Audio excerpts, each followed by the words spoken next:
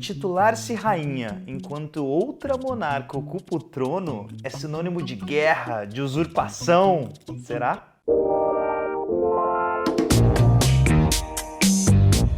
Olá, seja bem-vindo ao canal Vinhos de Bicicleta, eu sou o sommelier Rodrigo Ferraz e essa abertura foi à la Eduardo Bueno, do canal Buenas Ideias. Sou fã daquele cara, hashtag Eduardo, a gente te ama.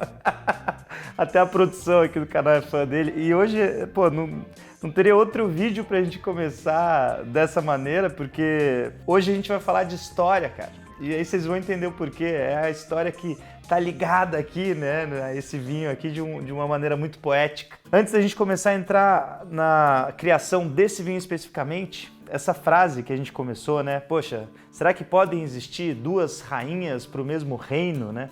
Ela me faz viajar lá para um período renascentista da história, lá nos idos de 1500 a 1600, que duas rainhas brigavam pelo trono da Inglaterra, né? A Elizabeth I, ou Elizabeth I da Inglaterra, e a Mary Stuart, né? A Queen of the Scots, que é a rainha dos escoceses, né? A rainha da Escócia. Inclusive, tem filme sobre essas duas, né? Que chamam, inclusive, Duas Rainhas, né? É um filme super legal para quem quiser assistir. Resumidamente, assim, essa história é a seguinte, né? Elizabeth I, lá, né? A Elizabeth I, era a monarca lá, né, comandando a Inglaterra e tal. E a Mary Stuart, né, que passou um bom tempo da sua vida na França, já tinha sido nomeada rainha da Escócia aos 6 dias de vida, porque o pai dela, o James V da Escócia, que era o rei, morreu e ela era a única sobrevivente, herdeira do trono. Então, assim, só com 6 dias de vida ela foi elevada ao cargo de rainha da Escócia. Ela passou um bom tempo, como eu disse, na França e aí voltou para a Escócia, porque o marido dela lá na França morreu, então ela voltou para a Escócia. E um pouco de tempo depois, ali que ela voltou da Escócia, ela se autoproclamou rainha da Inglaterra. Então, assim, por isso que eu comecei esse cenário, assim, foi uma disputa ali da Elizabeth I com a Mary Stuart. A Mary Stuart nunca chegou a ser a rainha da Inglaterra, ela se autoproclamou por quê? Ela tinha laços de sangue lá com a rainha da Inglaterra, a Elizabeth I, né? Elas eram primas. E a Elizabeth I era protestante, né? Uma soberana, até coloquei aqui na cartinha, governadora suprema da Igreja Protestante Inglesa, né? A igreja tinha muito poder naquela época, é uma época, como eu falei, renascentista, então a igreja não estava ali tão poderosa como na Idade Média, mas ainda tinha muita influência sobre o povo, e a Mary Stuart era católica, tinha outro tipo de educação religiosa, era católica, então vários católicos ingleses falavam que a legítima, verdadeira ao trono da Inglaterra e tal era a Mary Stuart, né? A rainha da Escócia. Isso aí fez levantes, né? Tava quase fazendo uma guerra civil lá e aí teve levantes populares. Teve um levante importante na história dos povos do norte, né? Que se rebelaram contra a Elizabeth I, só que foi frustrado esse levante. Chama Rebelião do Norte, até coloquei aqui, né? Que aconteceu em 1569. E aí, por causa de várias intrigas, conspirações e tal, lá no trono escocês, né? Já saindo do trono inglês, a Mary Stuart acabou perdendo o marido, a casa dela explodiu, né? E aí ela se casou com outro cara e aí teve uma pressão popular para ela abdicar do trono, ela teve que passar o trono para o filho dela e aí teve que fugir. E para quem que ela foi pedir apoio? Para quem que ela foi pedir refúgio? Justamente para Elizabeth I, prima dela. Só que anos antes ela tinha se autoproclamado rainha da Inglaterra, né? Então, assim, agora que ela estava sendo perseguida lá no país dela, na Escócia, ela teve que procurar a ajuda da outra. Fim da história, moral da história. A Elizabeth I foi mantendo ela em cárcere privado, em castelos do interior, né? Castelos, propriedades do interior da Inglaterra. E aí chegou no ano de 1587, que a Mary Stuart estava com 44 anos, ela foi decapitada por ter conspirado contra a Elizabeth I. E aí eu lembrei dessa história porque eu falei, cara, geralmente dá muita treta, né? Você põe duas rainhas no mesmo reino, né?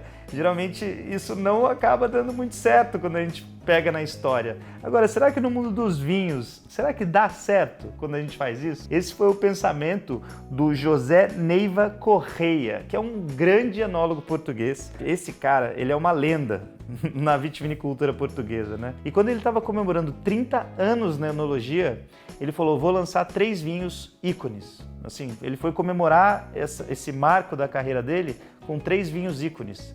E um desses vinhos ícones foi justamente o Consensus. E o que ele fez, cara? Qual foi o pensamento dele para criar esse vinho? Vou juntar 2 rainhas em um só reinado. No caso, o Consensus. Por isso que esse nome, inclusive, é Consensus, de consensual mesmo, né? De consenso. E aí, o que ele fez? Ele juntou a Pinot Noir e a Touriga Nacional. E a Pinot Noir, cara, que é rainha da França, né? Rainha na França. Olha só a similaridade lá com a Mary Stuart. Mas a Pinot, ela reina, assim, soberana. Geralmente os vinhos dela são varietais, né? Dificilmente a gente encontra Pinot. Não estou falando que é impossível, mas dificilmente a gente encontra Pinot Noir em cortes, né? Ela geralmente é aquele varietal bonito, bem feito, hiper elegante, com potencial de guarda. Ela amadurece com uma autenticidade como poucas, assim. Vinhos velhos de Pinot Noir são icônicos no mundo inteiro, principalmente os franceses da região da Borgonha, que é onde ela nasceu. Então a Pinot é uma rainha, definitivamente uma rainha no mundo dos vinhos. Agora, se fosse para a gente eleger uma rainha de Portugal, uma lusitana, que os portugueses chamam de nossa e falam essa é a nossa rainha, é a Touriga Nacional, cara. Então assim, o cara foi fazer com a rainha francesa misturada com a rainha portuguesa um vinho. E aí ele não foi maluco, ele não quis desrespeitar as 2 castas, ele foi esperto, colocou 50% de cada uma. O cara não é louco de tirar a hegemonia, tirar a soberania de uma ou a da outra ali.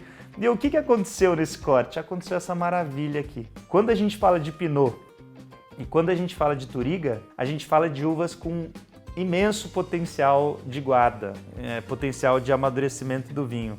E esse vinho, por ser um vinho ícone, ele tem esse potencial. Pô, isso aqui ficou 18 meses em barricas de carvalho francês, de uma grife de carvalho francês, então é vinho para guarda mesmo e já está guardado por alguns aninhos, né? 2013, só que pode ainda ser guardado por muito mais tempo na tua adega. O mais legal foi ver, nesse vinho aqui, não houve um conflito. Ninguém precisou perder a cabeça.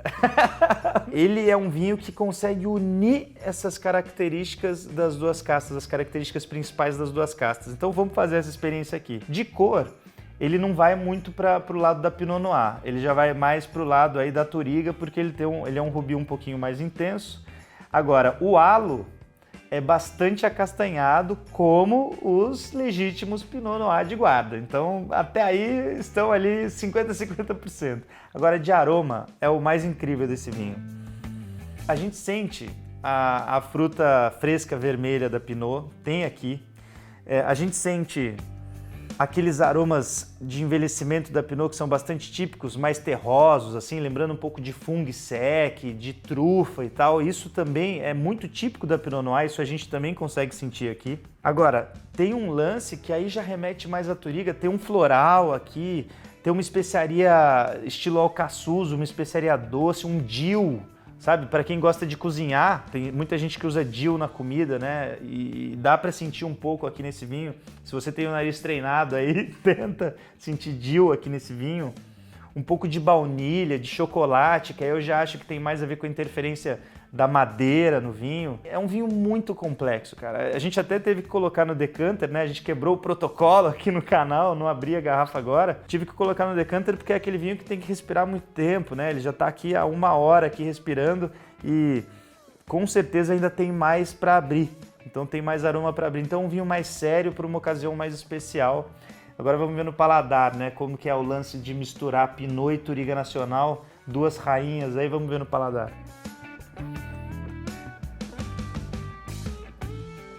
Nossa, elegância e finesse típica da nobreza, né? De 2 rainhas mesmo.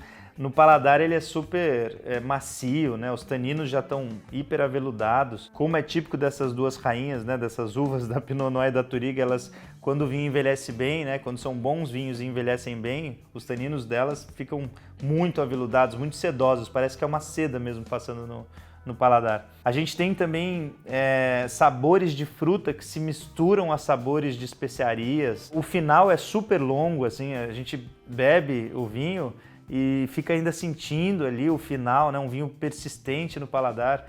Não é um vinho leve, é um vinho de médio corpo. E aí, se fosse para harmonizar, seria uma comida um pouco mais elegante também, de média estrutura, média intensidade, né? Não dá pra gente... Eu não faria aqui um churrascão, por exemplo. Eu faria uma carne de caça temperada com especiarias ali, com algumas ervas e tal, ou uma massa com alguns toques terrosos, né? Usando o fungo sec mesmo, usando azeite trufado. Acho que pode ser que fique bem interessante com um vinho como esse aqui. Como um vinho nobre, a produção dele também é bem restrita, né? A gente está falando aqui de 7.956 garrafas produzidas por safra, ou seja, não chega nem a 10 mil. E tem vinhos, né? Tem rótulos, principalmente os que a gente encontra em supermercado, mais para o dia a dia, que estão na casa dos milhões de garrafas. Então aqui a gente está falando de pouco menos de 8 mil garrafas da safra 2013.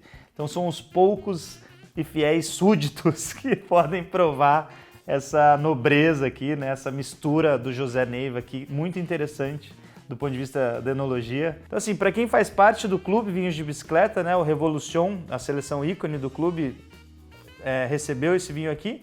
E se você se interessou em pegar uma garrafa dele só para provar aí um pouco dessa nobreza em uma ocasião especial e tal, a gente sobraram algumas garrafinhas, então a gente deixou o link aí. Não é tanta garrafa assim não, sobraram poucas.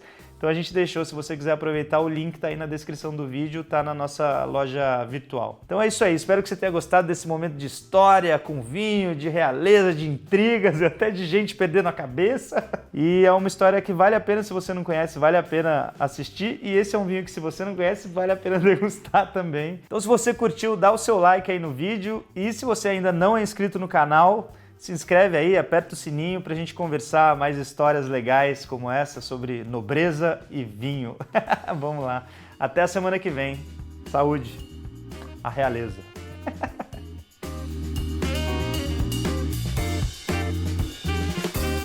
Ah, e lembrando, se você também tem dúvida de como se utiliza o decanter, tem vídeo no canal só falando sobre isso.